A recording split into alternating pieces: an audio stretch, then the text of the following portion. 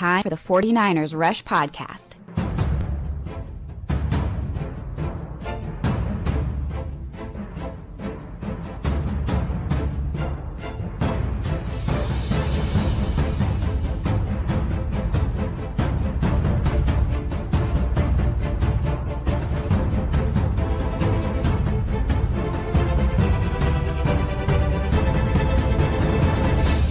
And here's your host, John Chapman.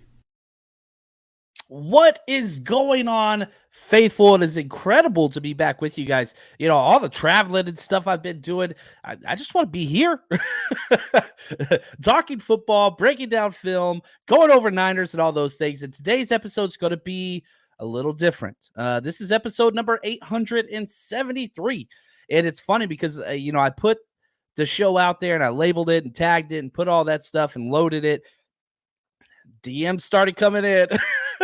The title of this show is 49ers Worst of the Worst on Offense.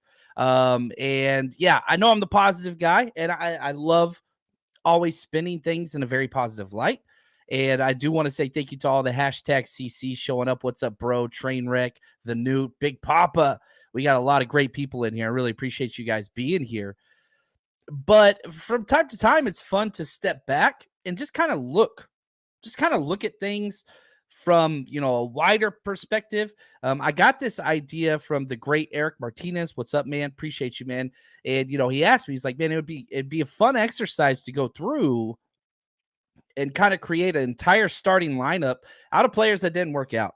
The worst of the worst, so to speak, to use his language, like whether it's injuries or whatever. And so I've just spent a lot of time yesterday and today just going back through past drafts and trying to see what this looks like, because again, whenever you're talking about like worst of the worst, somebody immediately comes to mind, but a lot of times they weren't high draft picks or whatever else. So we'll jump into that. So today we're going to do offense. We're going to go quarterback, running back, wide receiver, O-line, tight end, all that stuff.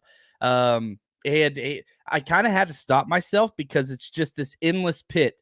Like, I could have had 15 wide receivers. The weirdest thing that I found was there's no bad tight ends in this organization. There's none. There were guys that didn't hit. Yeah, some 6th-round picks or 7th-round picks. Tight ends have been solid. Offensive line, solid. But, man, those skill positions, yikes. Really, really bad. What's up, guys? Appreciate y'all showing up. Tommy, he's trying to get me. Vince Young was a bust. Vince Young was offensive rookie of the year, my friend. It defeated all of your teams, whether that's OU or USC. So, Tommy, I love you, but you are wrong here. Suck it, my friend. Anyway, now, I cannot do a whole show that's just negative. You guys know me. So I wanted to continue and kind of sandwich this episode in with the best of our number series that we keep doing. We're up to numbers 13 and 14. So I want to start the episode with the best to ever wear number 13. And I want to end the episode, the best to ever wear number 14. In the middle of that, it's going to get rough. And so I do want to warn everybody. I don't want to trigger any PTSD, but there will be names that we do not mention here very often. Yeah, look at this. Jalen Hurd. It didn't even make my list, to be honest with you. And I think you'll understand why. If you're just looking at the Shanahan era, I think, yeah, you can totally make that argument. But Elvis Gerback, what's up, Brian? How are you, man? I love this. Tim Rattay, what's up, Chadwick? Yeah, there's a bunch of them. So before we get to that, let's go with the best player to ever wear number 13 for the 49ers. And again, whatever they do for other teams, I don't care. I just care about us. Let's go Niners. Let's go faithful. And a lot of players. 13 is a popular number because, we're still in the single digits in these lower numbers. And so you're just getting a whole bunch of punters and kickers. Well, 13 is a very popular quarterback number. There's no doubt about it. So those things started showing up for sure. Most recent to wear it, Brock Purdy, baby. Will he finish number 1 on this list? I hope so. God, I really hope so. An absolute beast. And again, Pro Football Reference, they measure players by what they call just an approximate value. To attribute a single digit or just one number that encompasses what that player did for the team, Brock Purdy's already at a 6. Really, really high. And so, again, just other names that have worn 13 recently: Brock Purdy, River Craycraft, Drake Kirkpatrick, yikes. Richie James, which I thought Richie James was a fun one because I remember a lot of positives from Richie James. He was with us for 3 years. He had 38 catches in his 3 years. He goes to the Giants. 1 year alone, he had 57. So he kind of exploded. They don't have wide receivers. They do now, but that's Richie James. Aaron Burnbridge, if you remember him. Steve Johnson. That was a fun year, 2014. Joe Hastings never really played too much. Then you get into the quarterback kind of yuck. Sean Hill, he played with us from 07 to 09. He had an 11 AV score, right? So Brock Purdy plays half a year, has a 6. Sean Hill played for 3 years, got an 11. He went 10-6 with the Niners. Not bad. 23 touchdowns, 11 interceptions. Not bad. Really not bad. Steve Bono. Oh, man. 1989 to 93. One of the funniest exchanges I've ever had involves Steve Bono. Just talking about how, Steve Bono should have been the heir apparent to Montana, not Steve Young, because Steve Young was terrible. Internet's a weird place, man. Anyway, Bono went 5-1 with the 49ers with a 14-7 touchdown to interception ratio. Stats were good. Just wasn't really there. Tim Rattay. Oh, Tim Rattay. 2000 to 2005, 11 AV score again, 4-12 with the Niners. But 24 touchdown passes, 18 interceptions, not terrible, just not good. He wasn't a good quarterback. And then I think the top two, Brock Purdy, will have to wait and see. I think eventually he could be number one. But Tom Whittem, the punter, 2-time Pro Bowler in his first 2 years. Dude stepped on the scene in 1973 and was one of the best of the business back-to-back years. He finished with a 13 AV score, and I don't think anybody would disagree with me here. Frankie Albert, baby. Frankie Albert, just such an incredible dude. It goes on. He's back in the 50s. You know what I mean? Now, the problem is Albert played with lots of different numbers. He was 63 and 13, but he played with the Niners, 68 starts. He was around before they even, I had to do a lot of research. Obviously, I wasn't around in the 50s or 40s for that matter, but dude was awesome. Yeah, led the NFL in touchdown passes twice in 48 and 49. Pro Bowler. He was a 3-time second-team All-Pro. It just played a lot. Finished with 115 career touchdown passes, 98 interceptions, and a lot of that was way before they started keeping track of all these stats. They didn't even keep track of quarterback wins, losses back then. They didn't start doing that till 1950. So his first 4 years, you can't even, you'd have to go back and manually compute it. I didn't have time for that. But yeah, I'm going the best ever to wear good old number 13, lucky number 13, Frankie Albert, from Glendale, California. I didn't even know that. So we're going to go there. He was drafted by the Bears, eventually came over to the 49ers in 46. But yeah, he did a lot of good work for us. So that's what's up. And I was, again, just doing research. He passed away in 2002, but kind of lived the rest of his life in the Bay Area. And so, yeah, and he was a lefty. So quarterback, defensive back. What a cool story. So that's there. Now, all right, guys, I hope you are ready. It's about to get weird. Dan, he says, hit that like button, join the Patreon. Man, I appreciate you supporting that like that, Dan. Thank you. Tonight, we do have our Wednesday. We're going to be hanging out, watching some games together and all that fun stuff. So tonight, we are going to the 1994 Denver Broncos versus 49ers game. That's what we got tonight at 5:30 p.m. That's available to every single Patreon member. And if you haven't joined yet, man, go check it out. We put a lot of content up over there. There's no doubt about it. Just yesterday, I put an hour-long breakdown of Braden Willis versus D Winners. The TCU versus OU game was a blast. Both those guys balled out. I got my little scribble pad over here. I was keeping track of how many positive plays for each player. I finished with D. Winters getting 16 positive plays and Braden Willis getting 15. Having said that, Braden Willis was the better player of the game, and I don't think it's close because he didn't have negative plays. I can't find negative tape on Braden Willis. There's a lot of negative tape on D. Winters, but the talent goes to D. Winters by a mile. So if you want to join us, go check that out. 49ers Patreon, just type that into Google, will be the first one to show up. Or you can go to patreon.com/49ers Rush Podcast. That's where you will see that. Now, here we go. What's up, George? One of the show's producers, man. I'm excited to say I got my flights to and from Minnesota all set up for the Monday night game. That's what's up, baby. Yes, I'm so excited, man. Hanging out with George is about as fun as it gets. That's all I can say. The man with the cigar. I freaking love it. So if you guys are coming out to a game, let me know. It's always exciting for us to like pay attention. And, I get the registrations coming in on 49ersrushroadtrip.com, but it's always exciting to hang out with people, which George and I have hung out several times now. So just continue to build those relationships. And so excited to have you come out, man. Dan says, did the fan move yet? No, the wife, I dropped her off this morning. The reason why the show wasn't at 10, it was at 11. We're still in Los Angeles. So I had to drop the wife off at the airport. She's flying up to the Bay Area now, probably just landed. She's going to check out a couple of houses and flying back tonight because she's got a work meeting. So we are in, it's a mess over here in the Chapman household, guys. Just throw that out there. But that's okay.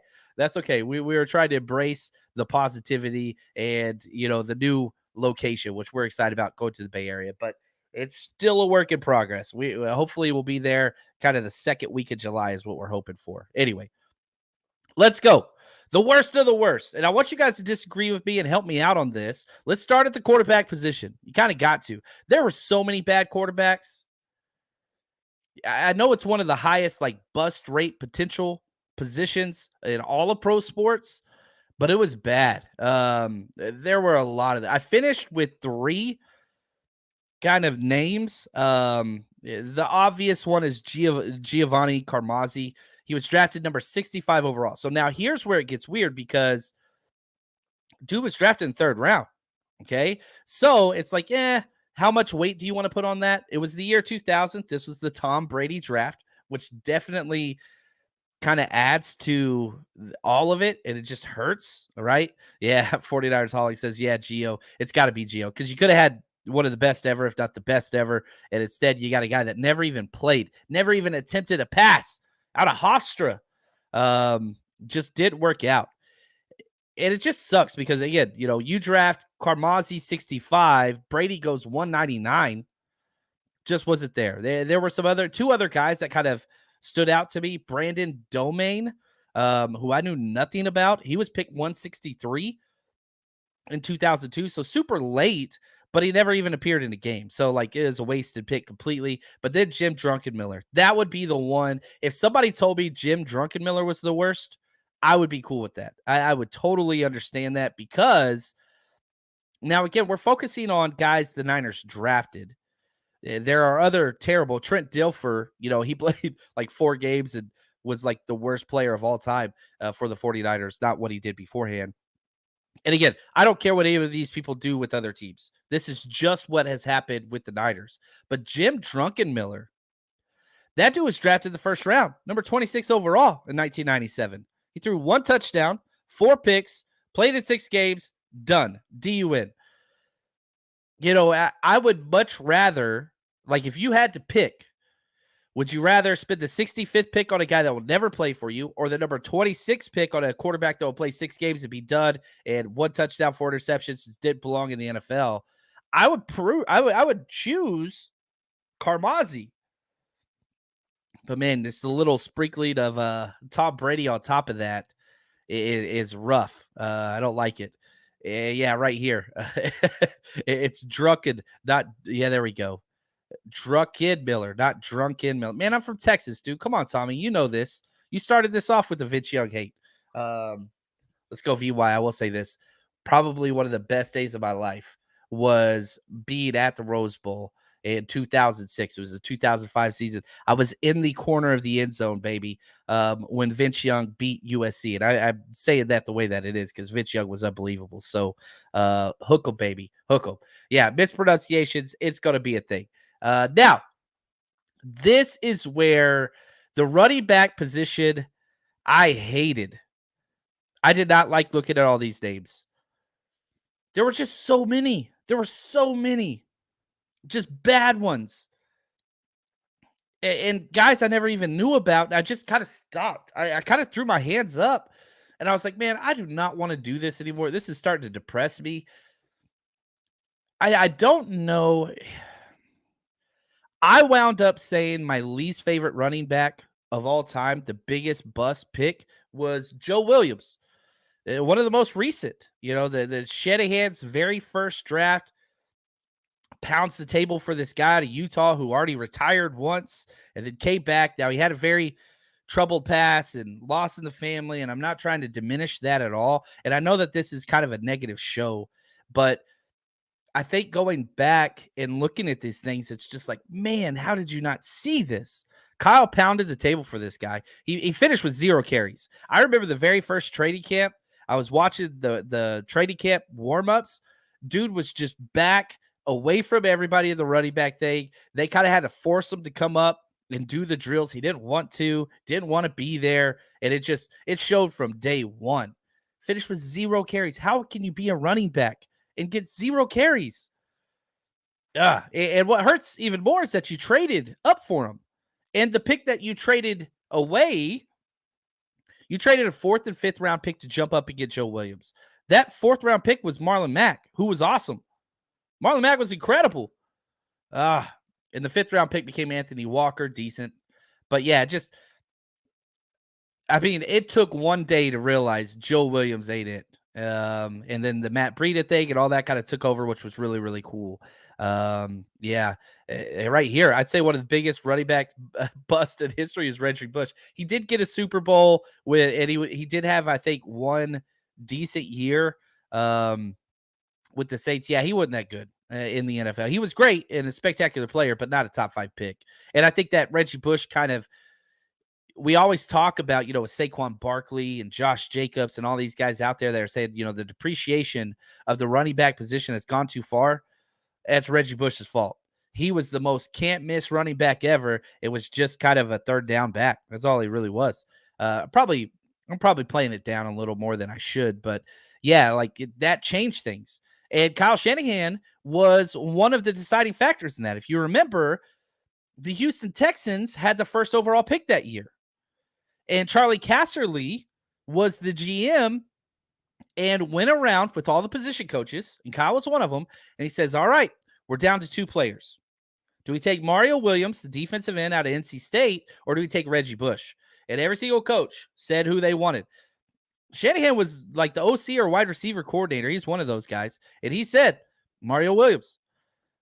And so it's interesting, right? But yeah, I do believe that Reggie Bush moment, and you could even go back a little bit further with Cadillac Williams, Ronnie Bell, and my guy, Cedric Benson, who was a huge bust. But you have this very short time in NFL history where the running backs were at a premium. What was it, 3 running backs went in the top 6, right? With Cadillac Williams, Ronnie Bell, and Cedric Benson. Just off the top of my head, I think it was 2004, 2003, but whatever. And it just never did pan out. But now you look at this year, you had 2 running backs go in the top 12. It's been a minute.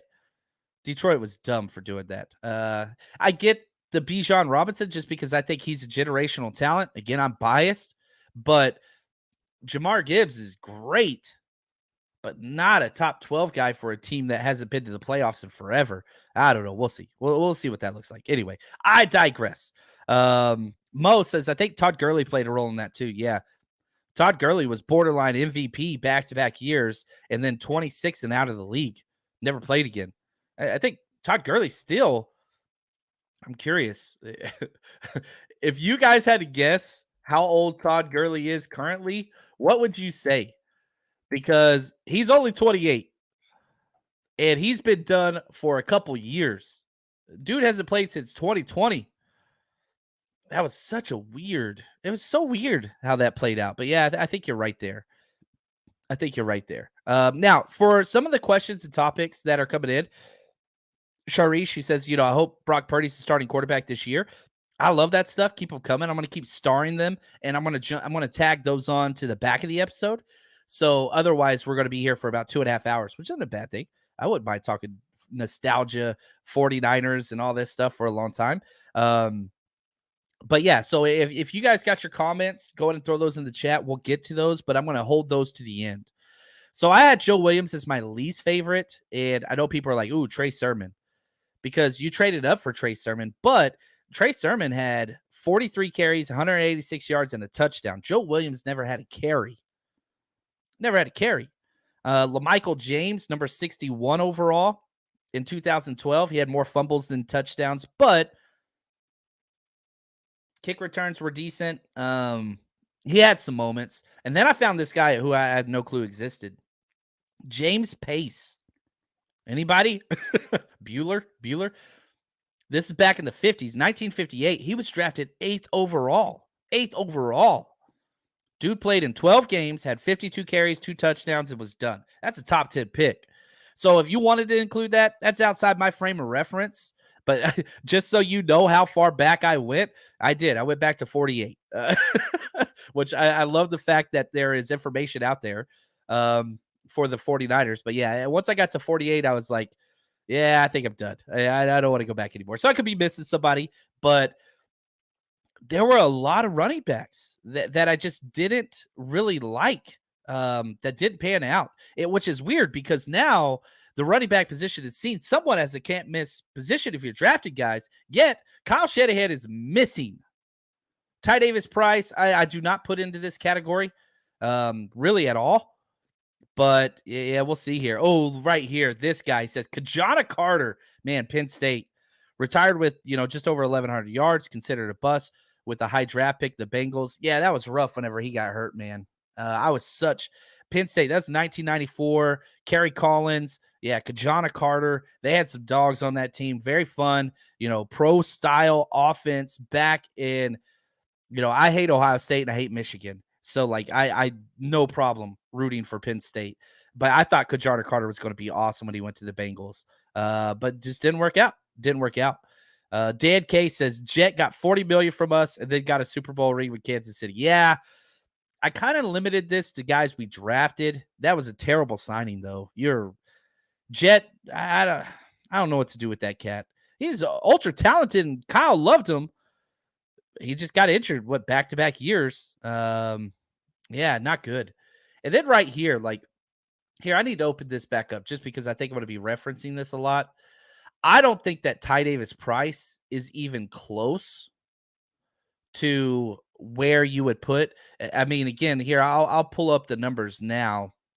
Sorry, I'm on Pro Football Reference, which is just an insane site, which I love.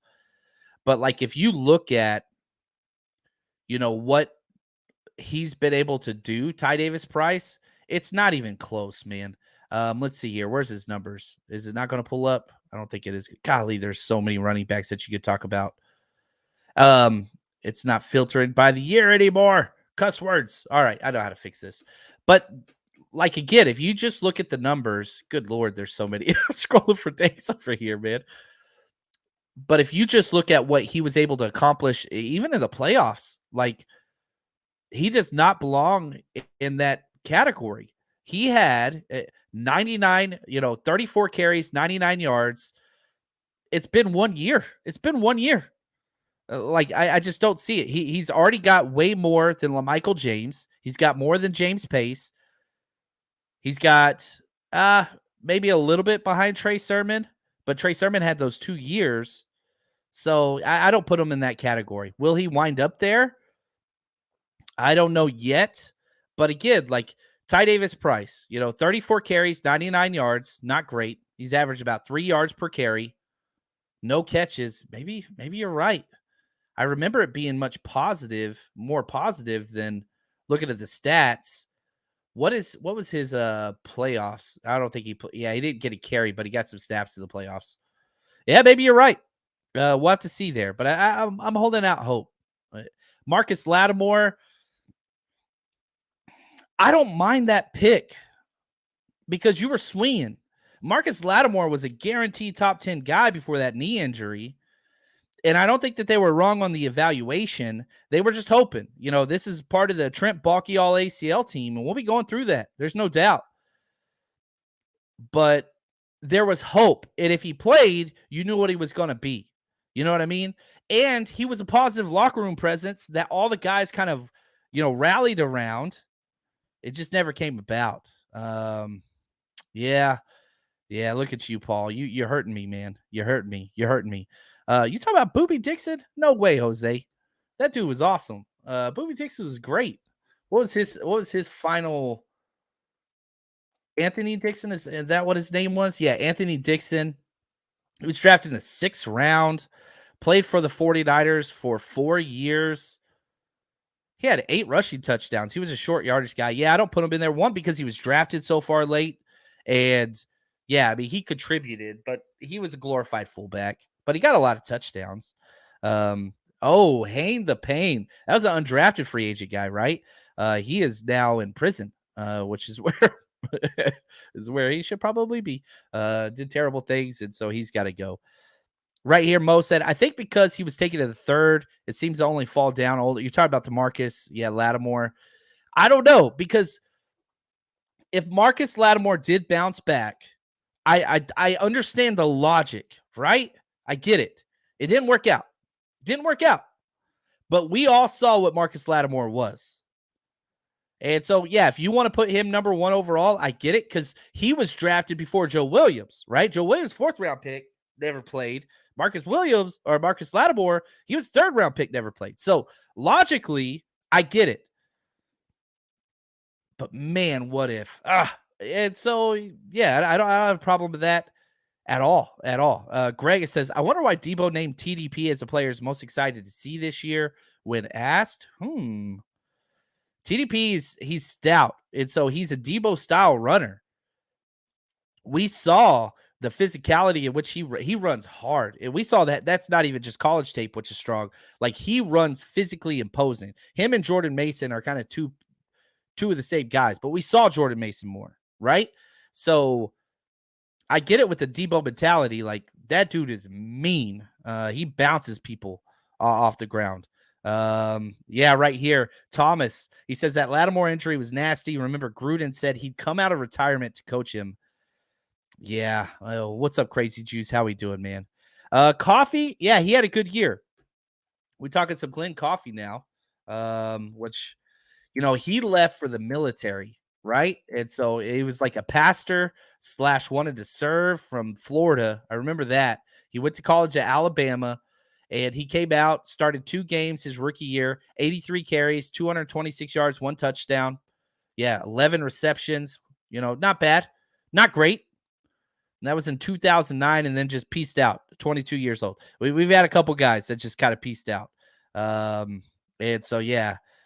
Oh, Mo says, oh, yeah, I was talking about TDB, not Lattimore. I apologize. Both so far, not good picks. Gregus, I wonder if Bobby Turner signed off on the Joe Williams pick. I'm sure he had to, but that was a Kyle guy. You remember the story, right? Kyle Shanahan pounding the table. I can't sleep knowing we might lose this guy, because it was after day 2 of the draft. You had Thursday round 1. You had Friday rounds 2 and 3.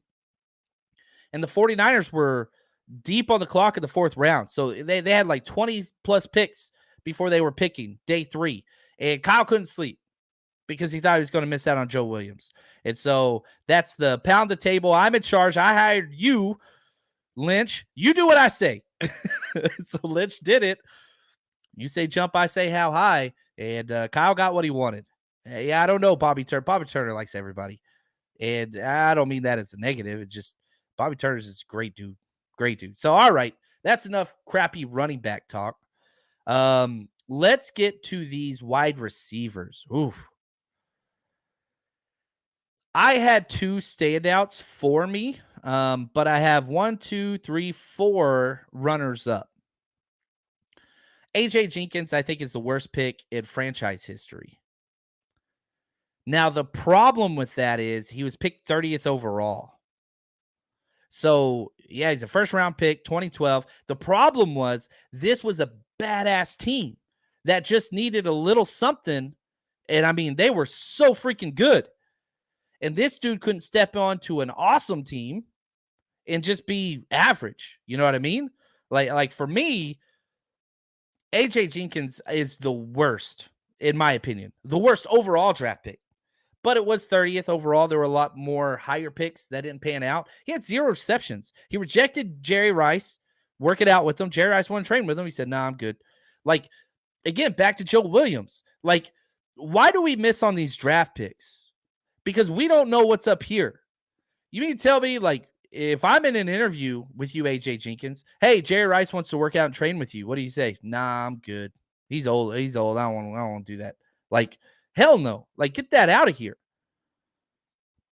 And so, yeah, just, yeah, I can't stand. He had 0 receptions as a first round wide receiver. 0. Goose egg. Ugh. Makes me mad.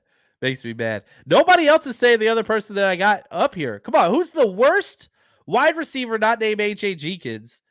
I've seen these names in Jenkins and Woods. Dante Pettis, I didn't put up there. He put up a lot of touchdowns. He was a head case, a second-round pick. Dante Pettis had some good numbers. Woods, I got Woods in my honorable mention. Ronnie Bell talking about these guys. Shari says, breakout rookie of the year this year, sticking with that wide receiver position. I like it. JJ Stokes, he had a lot of touchdowns.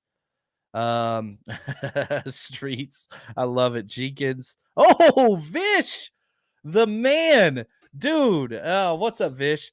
He says, Ronald Johnson, 5th round pick, but not making the roster. That definitely hurt. But again, man, am I the only one? Kyle Williams?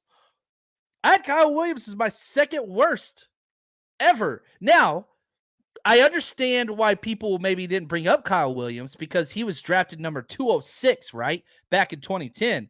But if there was anybody that could have ever had a call-in sick day, it was this guy. Those 2 fumbles in the playoffs against the Giants, like that ruined so much. And so I don't know, man. Am I the only one that just freaking hates Kyle Williams? This is maybe the answer. And again, Kyle Williams might be a good dude. I understand talking negative about these guys. I don't want this to get lost on the humanity of who these humans are. And I'm sure he's great, but damn it. Oh, I don't think I've ever been more angry.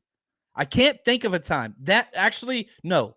The most angry I've probably ever been watching sports was the Navarro Bowman injury in Seattle. That one was like, I was ready to cause some problems. Probably good. I was ready to cause some problems that one. But that was an external source of anger, right?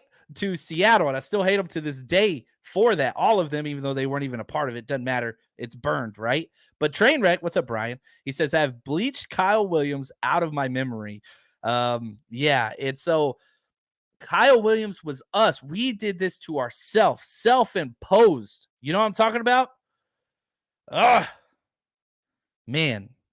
Yeah, Slick says, JJ Stokes, because of how great he was at UCLA, he was incredible, man. And you look at Stokes played for 9 years in the league. He played for a long time. He played for the Niners for 8 years. Dude had 327 receptions, 4,000 yards, 30 touchdowns. I mean, that's a pretty damn good career to play that long. I'm curious. I'm gonna look this up real quick because I bet you he's pretty damn high on the all-time receiving yards for the 49ers. Like, I bet you he's pretty damn high. So if we're looking at yards, yeah, JJ Stokes is 13th all-time on the 49ers all-time receiving. He's ahead of Deebo Samuel, Anquan Bolden, R.C. Owens, Frank Gore, Hugh McElhenney. He's right behind Michael Crabtree and Roger Craig. Like, did he hit the expectations that everybody wanted? No, he didn't. But to say that, I do not put him in this category. Maybe I'm wrong, but oh, here we go. And this was a little before my time, Gregus. I never felt the pain I felt when Roger Craig fumbled away our three-peat chances. Yeah, I get that. And whenever I talk to my nostalgic guys, like tonight when we're doing our hangout, watch the 94, those guys know a lot more about it than I do. You know what I mean? Because I joined, I was 9 years old. So I came over in 90, 91. So that was yet again, I was 9. It's funny because we were going through the 1994 season, and I remember I did not miss a game. I didn't miss a game. And I don't remember any of it. Like, not any of it. I don't remember a lot of it. I don't remember that Deion Sanders didn't play the first 3 games in 1994, even though, he won Defensive Player of the Year. That was crazy to me. I didn't remember that William Floyd didn't start early on as the first round pick. In my mind, William Floyd was the beast, him and Ricky Waters the whole time. No, William Floyd didn't start until like week 4 or 5, and they eased him back into it. Like, there's a lot to this story that, man, it's a long time ago. And so going back to the Roger Craig pain, that was a little bit before me. Crazy Juice says, honestly, forgot about Kyle Williams. Yeah, there we go. I like it. And I hate the Giants. I still hate the Giants. I always will hate the Giants. Yeah. Ugh. Anyway, now some other wide receivers that I had in my runners up list. Rashad Woods is one that everybody keeps talking about. He was drafted 31 overall. He had 7 catches, 160 yards, and 1 touchdown in 2004. He was basically done. Brandon Williams, name I don't remember, 1984. Oh, sorry. He was drafted 84th overall in 2006. He finished with 0 catches. Derek Hamilton, number 77 overall in 2004, 0 catches for the 49ers. And then Sam Dickerson, drafted number 55 overall in 1971, 0 career catches. So, again, Jenkins drafted higher than Woods and no catches. So that's what puts him there. Kyle Williams in my number 2. If I got to start doing these guys on the all hate team or whatever, that's there. Dan says Jalen Hurd. Now, again, I just went over, when was Jalen Hurd drafted? Because he was in the 3rd round, and you don't have to say, I know about Jalen Hurd more than anybody. I was so high on that. He was drafted 67th overall, never played in a regular season, but we saw it, right? That's the thing where I think I differentiate some of these guys. I love Jalen Hurd coming out. I was so high. I had him ranked a spot higher than Debo, and I got to quit telling that story because I lose credibility, but that's just the reality. I put out my draft rankings. Like, people could say they're high on whoever. I had Jalen Hurd 1 spot ahead of Debo. I was wrong on how low I was on Debo, but I had a 2nd round on both of them, right? So I had Debo where the 49ers had Debo, but I was even higher on Jalen Hurd than the Niners were. They took him in the 3rd round. He went pick 67 overall, early 3rd round. But we saw it. That one preseason game, 2 touchdowns, powerhouse, rave reviews through training camp. That back injury happened. It was all downhill from there. But we saw it. You know what I mean? It was there.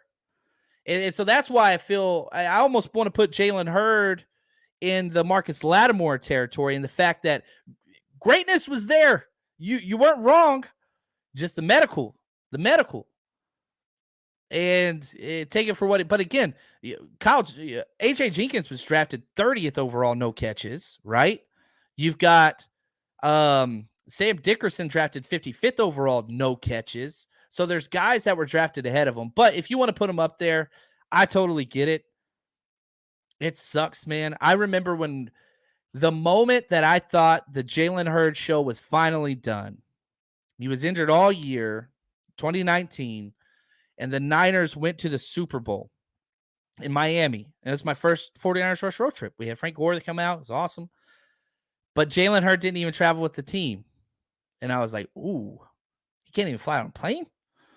I don't know if that dude's going to be able to, come out. And, yeah, I don't know. Anthony says, yeah, I was about to say Hurd too. He's definitely in the category. But I don't know. Am I the only one that, like, whenever there was potential for it, like you saw it, Nobody saw it with Joe Williams, right? Nobody saw it with AJ Jenkins. Remember when they drafted AJ Jenkins and everybody was like, wait, what? Undersized, slow, Illinois? Huh. Slot only? Interesting. Like, nobody saw greatness there. Rashawn Woods out of OSU, you saw greatness. He just head case, work ethic, all those things. Yeah. There we go right here, Thomas. He says, Jalen Hurts' Tennessee tape as a running back was crazy. Yeah, I mean, that dude could ball, man. That dude could play some ball. Hey, what's up, man? RTP in the house. Good to see you guys. Hurts' potential made his career even more disappointing. Yeah, you see it, man. Yeah, Dante Pettis, we talked about, his numbers. Again, another guy I was so high on. He was my wide receiver 1 that year. And he had some good moments. He had touchdown catch to win the game against Pittsburgh early. He played with the Niners for 3 years, 38 catches, 7 touchdowns. Not good, right? You traded up for him.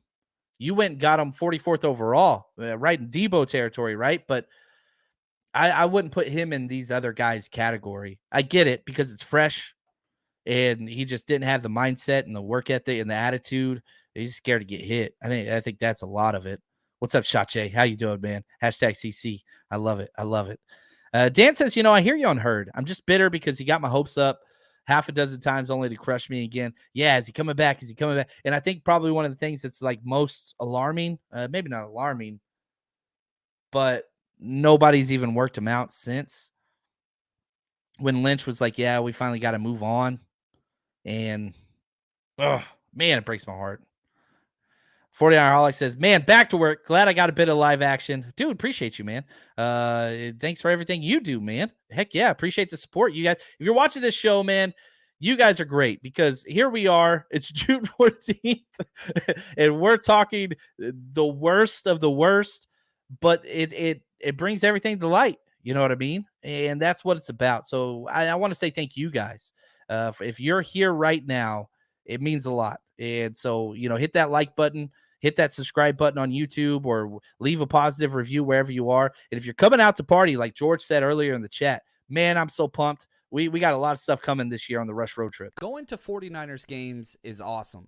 But what's even better than that is going to 49ers games with the faithful, joining the community. And we got you covered. The 49ers Rush Road Trip is going into its 4th year of bringing the faithful together. Night before parties, tailgates the day of. We got you covered. Go get your tickets at 49ersrushroadtrip.com. Now, probably one of the funnest positions, or most fun, I think is what you're supposed to say, was the tight end position. There were no busts. None.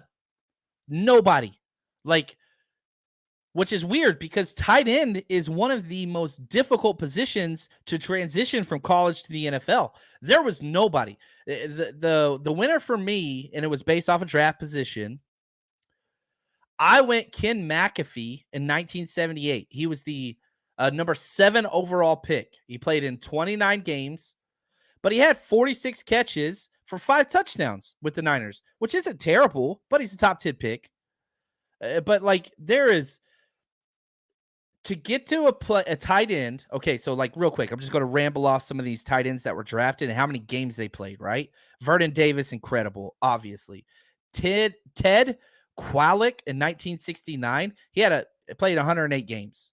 Monty Strickles in 1960, 115 games. Bob Windsor, 66, 117. Aaron Thomas, 61, 133. Vance McDonald, y'all remember him? He played 101 games. I didn't like Vance McDonald whenever he was here. I think his best games were in Pittsburgh. But that dude played a long time and had some positive moments. There's not a lot of misses. You got to get down to the 6th round. 2002, in the 6th round, they drafted Mark Anelli, who played in 2 games. That's a 6th round pick. Who cares? There's not really negatives. To be honest with you, there until you get into 5th, 6th round. And you could say, well, Caden Smith, you remember him in 2019? We drafted him in the 6th round. We cut him. Giants picked him up. This dude's still playing in the NFL.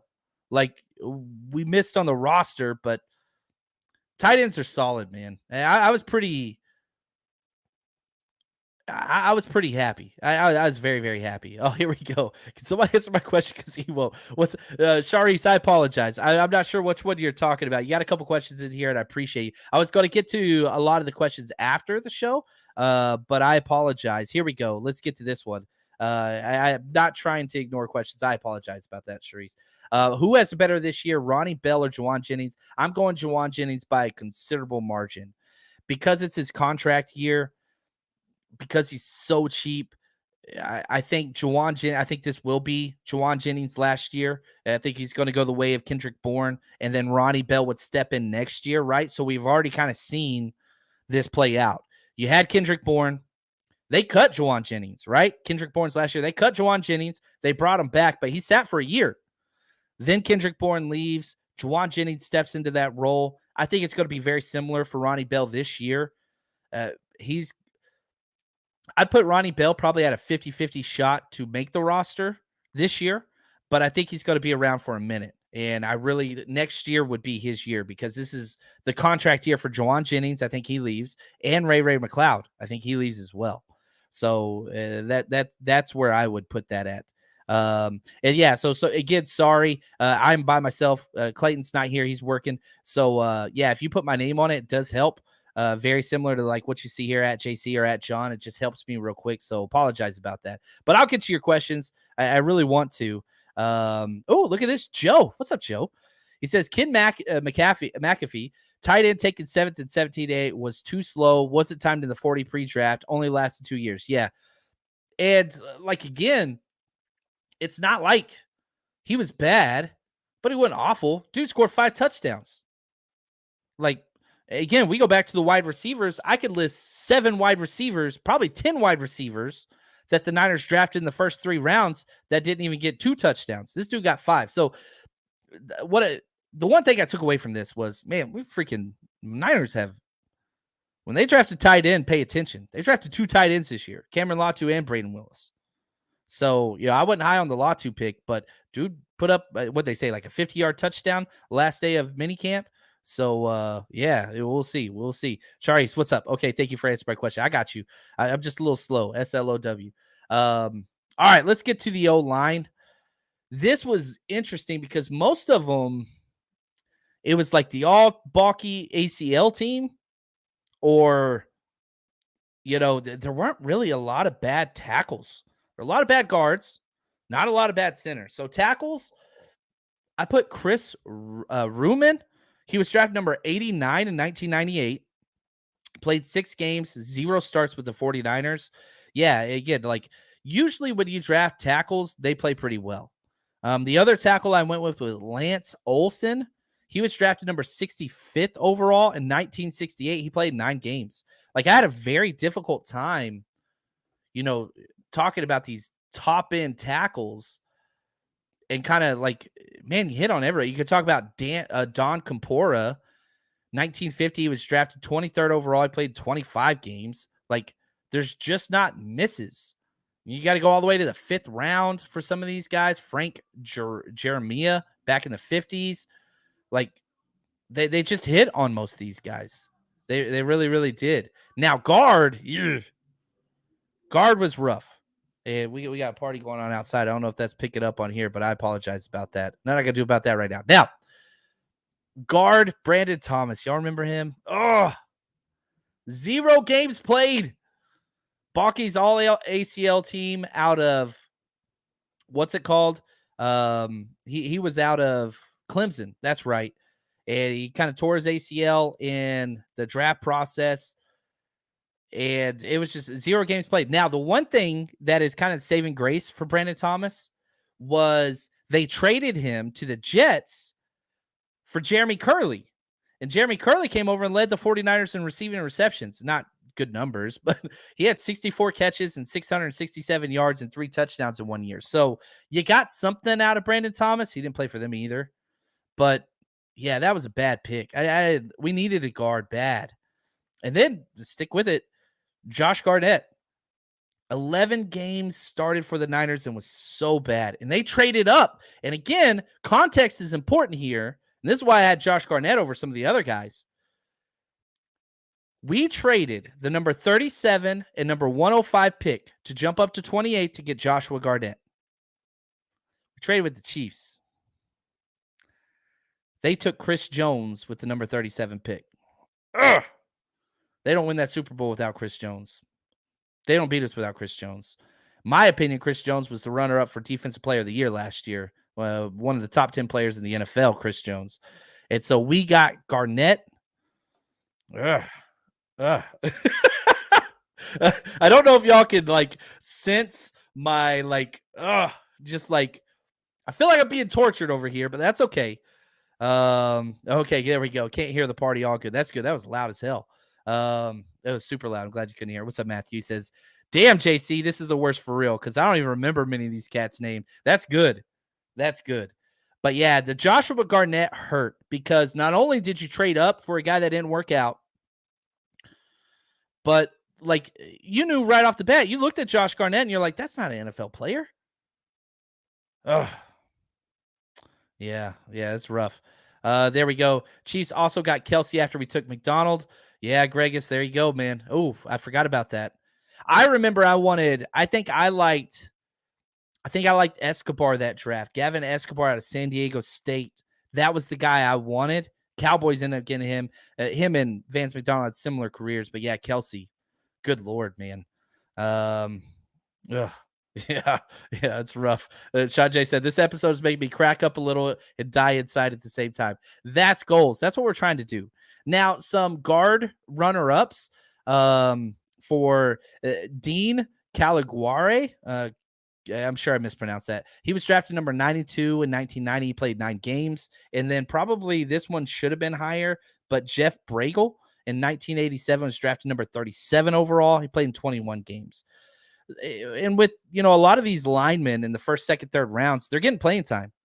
I can't go back and look at the PFF scores in 1987. Those don't exist. But the center position, this will be our last one for today. We'll do defense another time. George Morris, number 21 in 1953. It was hard to find a center that the Niners drafted that didn't pan out. Most of the guys were decent. The runner-up and the most recent one was Marcus Martin out of USC. I remember him. He wasn't even bad. He was drafted number 70 overall in 2014. He started 24 games for the Niners, then kind of bounced around a little bit. But there was not a bad center. There was not a bad tight end. There wasn't really a bad tackle. There were bad guards, a lot of bad running backs, a lot of bad wide receivers, and a lot of bad quarterbacks. And so, yeah, it's it's weird whenever you look at these and it's like, ooh, ouch. And some of them just keep on hurting. You know what I mean? The pain does not. Yeah, Joe, right here, Josh Garnett. I couldn't remember his name. Selective memory. That's good. Your therapist is doing a good job. If you're blocking out Joshua Garnett, because he couldn't block anybody out. Oh, I shouldn't have said that. Anyway, there we go. Anthony asked this. Do you think any of these players could have been better under a current coaching staffs? Yeah, there were definitely some scheme fit issues for some of these guys that just didn't really pan out. But yeah, it's shots fired. Yeah, it's bad. All right, let's get to some positive talk here. Let's go to the best 49ers player to ever wear the number 14. Now, there are a lot of players around. Again, what they did with other teams doesn't matter. Austin Mack wore he's the wide receiver, Austin Mack. He had that. Jalen Hurd, he was 14, never appeared in a game. Tyler Bray, you remember him. Kevin White, we had for a little while. He didn't do anything. Mohamed Sanu, Kasim Osgood, the beast special teamer. Remember him? Max McCaffrey, Chad Hall, Joey Sly, the bicep punter, buff dude. Jim Druckenmiller, we talked about him. He wore 14. And then we get to, some of these guys. Brock Purdy. He's changed his names, his number 2, whatever. He bounced around, whatever. JT O'Sullivan, who I just cannot stand now. He drives me nuts lately. Tom Owen, but really there's only 2 guys. Yeah, preseason Brock Purdy was 14 before he switched to 13. That's correct. There's 2 guys. Ray Wersching. Absolutely incredible. 39 on the AV score. 39. Super, super high. To put that into perspective, JT O'Sullivan's the next highest on this list with 6. And then you've got guys that were around before the score fits in. And we'll talk about that later. But Ray Wersching, 2 Super Bowl wins, 11 years with the 49ers from 77 to 87, led the NFL in points scored in 84. Incredible. And, whenever I first pulled up this whole data sheet on Pro Football Reference, I was like, oh, it's Ray Wersching. And then I started reading down the names, and I'm like, oh, wait a second. Why does this guy have such a low score? It's Y.A. Tittle. Y.A. Tittle, baby. Now, Y.A. Tittle's such a badass. He wore number 64 his first year with the Niners in 1951, then switched to 14 from 52 to 60. And obviously Hall of Famer, MVP, but not with the Niners. Most of his best years were with the Giants. However, he did have 4 Pro Bowls as a quarterback with the Niners and 1 All-Pro as well. Led the NFL in touchdowns, passing touchdowns with 17 in 1955. So again, yeah, he made the Hall of Fame, but not with us. We have not retired his number. They're not going to. I think he even sees himself a little bit as a Giant almost. He's an absolute beast, and you can go back to, I have a whole playlist on our YouTube. If you just scroll down, it's called 49ers Nostalgia, where it's just nothing but conversation. Because every single offseason, I add 5 or 6 of these, and it's like best second round picks ever, best running backs ever, worst whatever. And it's just a whole bunch of these episodes like this, which I love. And they take way more time to go through and dig up all this stuff. The ratings on these, or the views and downloads, usually are much lower. But this is my wheelhouse, man. I want to be like a professor of the 49ers and understand like the historical context of these players. But, Y.A. Tittle was with the Baltimore Colts for 3 years before he joined us. And then he goes to the Giants for 4 years after us and wins an MVP, wins a Super Bowl, like he does all these things. Like he didn't do that with us. And so I love Y.A. Tittle. It's a long story short. We talked best quarterbacks ever just about a month ago. You can go back and check that episode out. But anyway, we'll see. We'll kind of see what that looks like. Yeah, I love this. I love all the Ray stuff. Wersching. Can I get a Tittle? Yes. John Brody was 12. Gene Washington. Yeah, we already did the Brock Purdy one. And Gene Washington was 18 for the 49ers. So we will get to him. He was 18. The numbers always kind of mix up in my head for certain ones. But it's so funny because I forgot where I was. But we had to remember numbers. I don't remember what it was. But I told my son, I was like, oh. It's Ronnie Lott, Steve Young. And he's like, what? I was like, Ronnie Lott, Steve Young. He's like, I don't know what that means. And I was like, I've failed. Because that's how I remember numbers, like players, right? We got the great Tittle, a little Tittle. Can I get a Tittle? There we go. Ray didn't look at the goalpost. Yeah, that was again, before my time. But Joe says, he didn't even look at that. I love it. The goalpost looked at him. Yes. Look at this. Brian says 17 passing touchdowns. Must have been a Shanahan as OC. Ouch. The $1 million backfield, says Anthony. Good. Now, a couple of just starred questions I wanted to get to. A couple of these from Charisse. What's up? Hope you're still with us. She says, I hope Brock Purdy is the starting quarterback for the 49ers this year. Yeah, I think Kyle Shanahan does too. I think John Lynch does too. I think a lot of people do. If I had to bet who starts the most games, it should be Brock Purdy this year. But I do want to see Trey Lance. I do. I want to see it. I want to know. I got to know. I got to know what's behind door number 3. We haven't seen it yet. And whether that's his fault or not, I want to know. Here we go. This guy. He says linebacker Todd Kelly. We're going to get to some of those. Kwame Harris. Now, he was a guy that I'm going to misspell his name. Dang it. Because it's not, whenever you type in, it doesn't pull up cuss words. But yeah, anyway, we'll get to Kwame Harris didn't pull up. Reggie McGrew, Rashawn Woods, to name a few who didn't pan out well. Yeah, man, very, very good. A lot of names there. And so I'm sure I missed somebody. And what's in the box? I love it, man. I don't know who I am in that story. I'm pretty sure. I don't think I'm Kevin Spacey. I know I'm not Brad Pitt. Maybe I'm Morgan Freeman. Who knows? Maybe I'm Gwyneth Paltrow. But some people are like, what? What are you talking about? The movie Seven, one of the best scenes ever. David Fincher for the win. But anyway, this has been fun. If there's somebody I missed, reach out to me. And I could do a post whenever I do my next show. I'll say like, hey guys, we missed this blatantly, because I'm sure I missed stuff. I was not around for a lot of these. And so, yeah, you guys just let me know what I missed. But this was fun. Excited tonight. Make sure you tune in with us. All Patreon members, baby. We've got a short abbreviated show tonight.